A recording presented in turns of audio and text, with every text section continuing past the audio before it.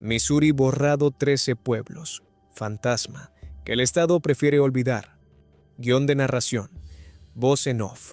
Duración estimada, 28 a 32 minutos. Introducción. Probablemente conoces Missouri por sus ríos, sus pequeños pueblos y ese campo ondulado que parece no terminar nunca. Es un estado que se siente fundamentalmente americano, estable, profundamente asentado en su propia historia. Pero hay un lado más oscuro que la mayoría de la gente nunca ve. Escondidos por todo el estado, hay pueblos que fueron borrados por inundaciones, por proyectos de guerra y por errores que costaron vidas y que tardaron décadas en ser reconocidos. Lugares donde comunidades enteras desaparecieron y nunca fueron reconstruidas. Pueblos que yacen bajo el agua de los lagos, enterrados bajo bases militares, sellados bajo toneladas de residuos radiactivos, o simplemente envenenados por una sustancia que nadie supo identificar hasta que ya era demasiado tarde. En este video vamos a descubrir 13 pueblos fantasmas reales en Missouri que probablemente no conoces, desde las colinas de los Ozarks hasta las orillas del Mississippi, desde los valles inundados hasta los terrenos contaminados que el gobierno tardó décadas en limpiar. Y quédate hasta el final, porque el número 1 es una historia de peligro y pérdida que no se olvida fácilmente. Número 13. Phoenix. En el noroeste del condado de Greene, en un terreno que hoy está casi completamente cubierto por los árboles, se asienta el pueblo fantasma de Phoenix. Lo que comenzó en 1884 como el descubrimiento de piedra caliza durante las voladuras de una línea ferroviaria se convirtió rápidamente en uno de los pueblos de cantera más importantes de Missouri. Para 1905, Phoenix era el hogar de la Phoenix Marble Company, y la piedra que se extraía de esta cantera, conocida como Gris Napoleón, había ganado reconocimiento nacional. Era pulida y enviada por todo el país para ser usada en algunos de los edificios más emblemáticos de América, incluyendo el Capitolio del estado de Missouri en Jefferson City y la sala de operaciones de la Bolsa de Valores de Nueva York. Phoenix fue construido como un pueblo de empresa en el sentido más completo del término. Los dueños de la cantera controlaban prácticamente todo. Proporcionaban las casas, la tienda, la escuela y la iglesia. Los trabajadores recibían su salario en fichas de empresa que solo podían gastarse localmente, lo que creaba una dependencia económica total de la misma compañía que los empleaba. En su apogeo, la Oficina de Geología de Missouri describió la cantera de Phoenix como la más grande y mejor equipada del estado, con más de 500 hombres trabajando en ella. Luego, desapareció la demanda. La Gran Depresión frenó la construcción en todo el país, golpeando profundamente el negocio de la cantera. Durante la Segunda Guerra Mundial, gran parte de la maquinaria pesada fue desmontada y chatarreada para el esfuerzo bélico. Después de la guerra, la propiedad cambió de manos, pero el pueblo nunca se recuperó. Para la década de 1970, Phoenix estaba casi vacío. Hoy el pueblo está en su mayor parte escondido bajo los árboles a lo largo de Sugar Creek. Edificios abandonados de la cantera, casas derrumbadas y cimientos dispersos todavía se aferran al terreno. La piedra que construyó monumentos nacionales fue extraída de un lugar que hoy no existe en ningún mapa. Número 12. Melba. Escondido en las colinas de los Ozarks del sur de Missouri, una vez existió un pequeño pueblo ferroviario llamado Melba. A principios del siglo XX, los trenes pasaban todos los días. Las familias construyeron sus casas cerca de las vías, y la vida avanzaba a un ritmo tranquilo y predecible. Fundado en 1906, Melba se convirtió rápidamente en una comunidad unida. Tenía escuela, iglesia y un puñado de hogares centrados alrededor del ferrocarril. La mayoría de los residentes cultivaban la tierra o trabajaban en las vías, y el pueblo se sentía estable y permanente. El tipo de lugar donde la gente crece creyendo que siempre estará allí. Luego llegó la primavera de 1920 y todo terminó en una sola noche. El 11 de marzo, un poderoso tornado atravesó directamente Melba. Casi todos los edificios fueron destruidos. 11 personas murieron, entre ellas 9 niños. Lo que quedó fue escombros y silencio. Los sobrevivientes intentaron reconstruir, pero el pueblo nunca se recuperó. Las familias se fueron marchando. En 1931, la oficina de correos de Melba cerró, marcando el final oficial del pueblo. Hoy, Melba no existe. El bosque y los arbustos cubren la tierra donde alguna vez estuvieron las casas. Solo quedan tenues trazas del viejo terraplén del ferrocarril y algunos cimientos rotos, apenas visibles para quienes saben dónde buscar. Melba es el tipo de pueblo que el tiempo no borró lentamente, sino de golpe, en cuestión de minutos, con el viento. Número 11. Monarch Springs. Monarch Springs se asienta a unos 8 kilómetros al este de Neosho, en el condado de Newton. El nombre del pueblo combina las iniciales de Missouri, Norte y Arkansas, en honor al ferrocarril de Missouri y Norte de Arkansas que servía la zona. El pueblo creció alrededor de un manantial natural y se convirtió en un punto de reunión para campamentos religiosos que atraían a fieles de varios estados. En agosto de 1956, una gran reunión de la Iglesia de Dios trajo cientos de personas de todo el país. Poco después, estalló un brote de fiebre tifoidea. Los investigadores rastrearon el origen hasta un pozo contaminado en el campamento. 16 casos confirmados expusieron con brutalidad lo vulnerable que podía ser una comunidad pequeña cuando la infraestructura básica fallaba, cuando el agua que la gente bebía estaba envenenada sin que nadie lo supiera. Después del brote, el pueblo declinó lentamente. Con menos visitantes, las actividades del campamento cesaron y los residentes se fueron marchando. Hoy, la zona forma parte de una reserva natural y el antiguo sitio del pueblo está en su mayor parte cubierto de vegetación.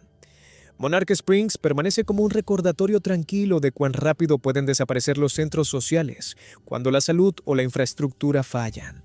Un manantial que debería haber dado vida terminó siendo el vector de la enfermedad que mató al pueblo. Número 10. Old Pattonsburg. En las tierras agrícolas del norte de Missouri, a orillas del Gran Río, está el pueblo que perdió su batalla contra el agua, que alguna vez lo sustentó. Esto es Old Pattonsburg, una comunidad que fue próspera y activa, y que hoy permanece congelada en el silencio. Pattonsburg fue fundado a mediados del siglo XIX y creció rápidamente gracias al río y al ferrocarril. Para principios del siglo XX, se había convertido en uno de los pueblos más activos del condado de Daviess, lleno de tiendas, escuelas, iglesias y granjas familiares. La vida allí giraba en torno al río, y durante décadas el río proporcionó todo lo que el pueblo necesitaba. En el verano de 1993, las inundaciones históricas barrieron el medio oeste americano. El gran río se desbordó, rompió los diques y se precipitó sobre Pattonsburg. Los hogares y los negocios se llenaron de agua. Las calles se convirtieron en ríos. Y en docenas de familias lo perdieron todo en cuestión de horas. Pero esta vez, el pueblo tomó una decisión diferente. En lugar de reconstruir de nuevo, los residentes eligieron irse. Con asistencia federal, el pueblo entero fue trasladado 2 kilómetros al norte, a terreno más alto. Se construyeron nuevas casas, escuelas y negocios, y Pattonsburg comenzó de nuevo. El pueblo original fue dejado atrás. Hoy, Old Pattonsburg sigue en pie, vacío y en descomposición. Las aceras se agrietan bajo la maleza. Las casas se derrumban hacia adentro. Los árboles crecen a través de las antiguas fachadas de los negocios.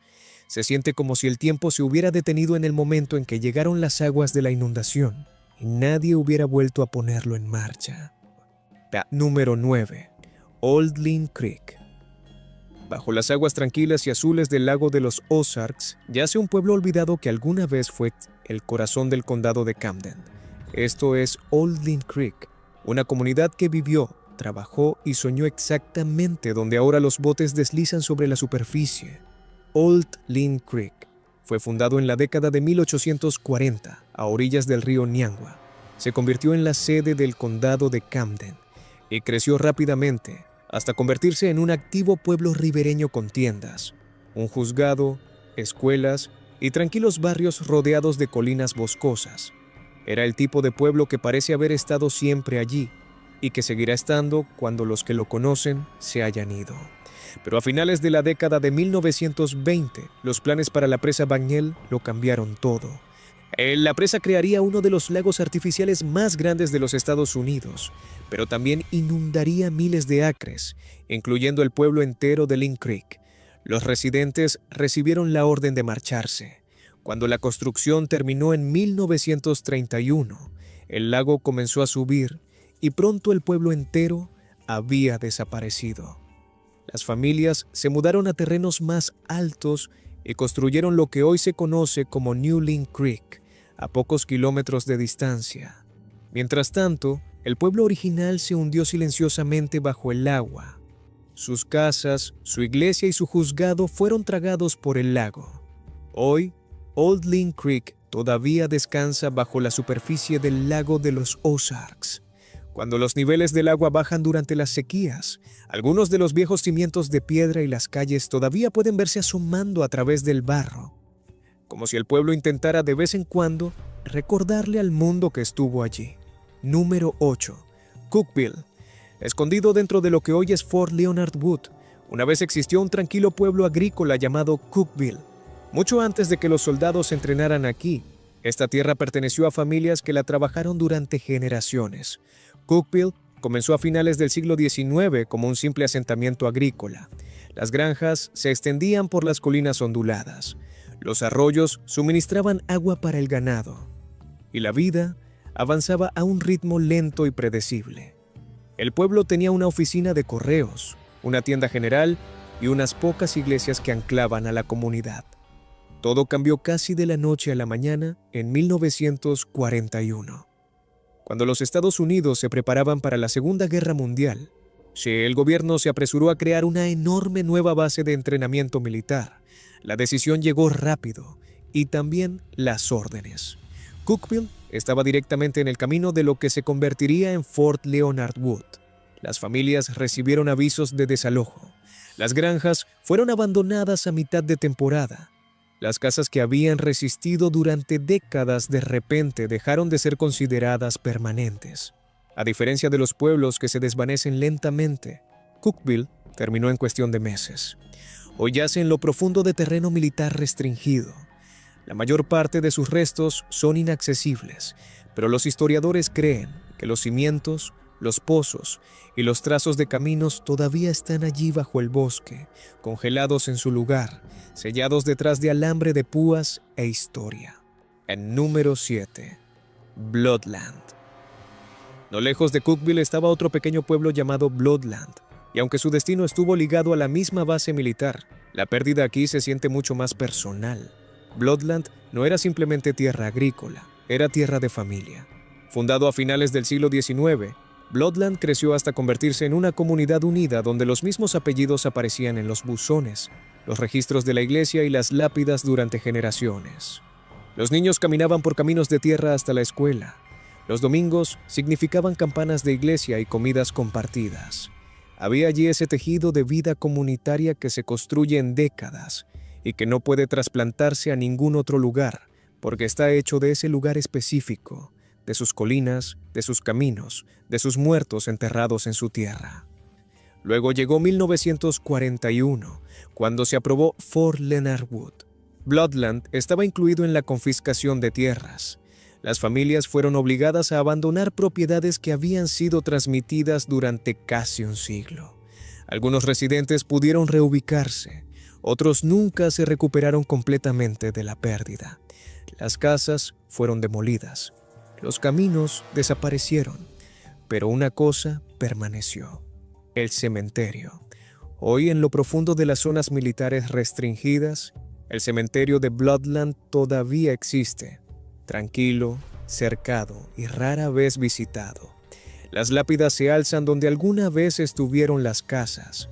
Para los descendientes de quienes vivieron allí, es una de las únicas conexiones físicas que quedan con un pueblo que ya no aparece en ningún mapa. Número 6. Mocan. En el extremo oriental del Katy Trail de Missouri, hay un lugar casi olvidado llamado Mocan. Fue alguna vez un activo pueblo ribereño en el condado de St. Charles. Hoy son en su mayor parte campos vacíos y unos pocos restos que se desmoronan. Mocan fue fundado a mediados del siglo XIX, a orillas del río Missouri. Los barcos de vapor traían mercancías y pasajeros, y el pueblo creció donde el comercio y el viaje se encontraban.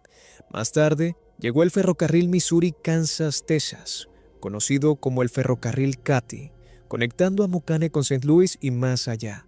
Durante décadas el pueblo prosperó.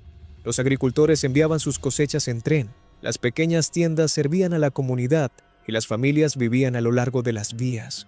Pero las inundaciones del río Missouri fueron erosionando lentamente la tierra, y cuando el ferrocarril cerró a mediados del siglo XX, los residentes comenzaron a marcharse. Para la década de 1970, Mocana estaba casi abandonado. El río reclamó partes del pueblo y la naturaleza creció sobre las calles y los jardines. Hoy, el Katy Trail comienza aquí. Ciclistas y senderistas pasan todos los días, a menudo sin saber que un pueblo alguna vez próspero yace bajo sus pies. Número 5. Toonerville. A principios del siglo XX, Toonerville era una pequeña comunidad de carretera en el condado de St. Charles. No era rica ni grande, pero era estable. Granjas, graneros y casas bordeaban el campo, y la vida seguía rutinas familiares. Esa estabilidad terminó cuando llegó la guerra. Durante la Segunda Guerra Mundial, el gobierno seleccionó las tierras alrededor de Toonerville para las obras de municiones de Weldon Spring, una de las fábricas de municiones más grandes de la región. Esta instalación no era simbólica. Producía TNT y explosivos de alto poder a escala industrial. Comunidades enteras tuvieron que desaparecer. Toonerville fue desalojada, cercada y transformada en un complejo de explosivos de alta seguridad. Donde las familias alguna vez vivieron, se ensamblaban bombas. La tierra se volvió peligrosa, restringida y volátil. Después de la guerra, la fábrica cerró, pero el daño permaneció. Los residuos de explosivos, los desechos químicos y la contaminación hicieron el área insegura durante décadas. La tierra fue clausurada hasta que enormes esfuerzos de limpieza finalmente la estabilizaron. Hoy, la ubicación de Toonerville está dentro del área de conservación de Weldon Spring. Los senderos atraviesan bosques tranquilos, pero bajo el suelo yace un pasado violento. Número 4. Howell. Originalmente, Howell era un tranquilo asentamiento agrícola, donde las familias trabajaban la tierra y vivían vidas sencillas. Como los pueblos cercanos, fue removido durante la creación del complejo militar de Weldon Spring. Pero a diferencia de los otros, la tierra de Howell fue reutilizada para algo mucho más peligroso. Durante la Guerra Fría, el sitio se convirtió en el hogar de operaciones de procesamiento de uranio.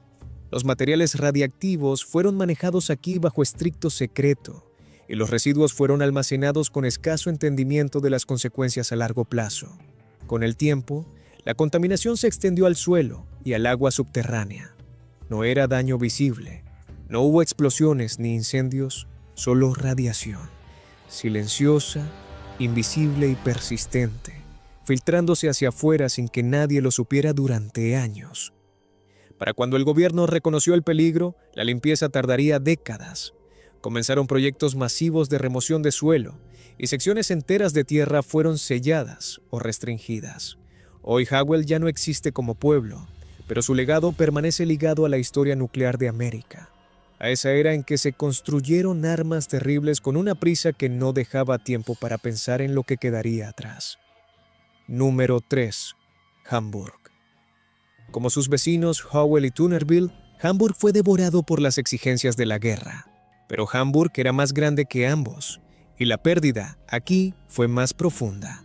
Fundado a mediados del siglo XIX, a orillas del río Missouri, Hamburg era un verdadero pueblo en funcionamiento. Tenía iglesias, escuelas, tiendas generales y familias que habían vivido allí durante generaciones. No era un asentamiento temporal, era un hogar. En los primeros años de la década de 1940, llegaron los avisos federales. Cientos de residentes recibieron órdenes de marcharse, a menudo con poco tiempo para prepararse. Barrios enteros desaparecieron casi de la noche a la mañana.